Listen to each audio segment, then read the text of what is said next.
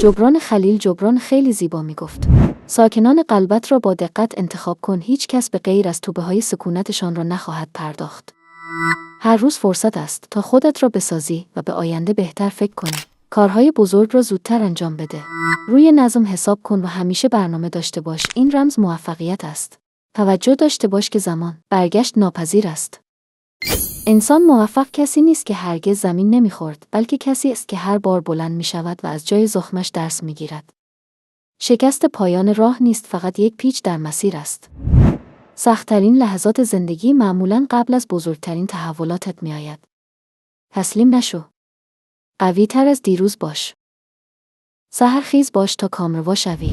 ورزش کن تا همیشه سالم باشی. کار کن تا ثروتمند شوی. کتاب بخوان تا بیشتر بدانی. پیاده روی کن و به بهتر شدن فکر کن. برنامه ریزی کن تا موفق شوی.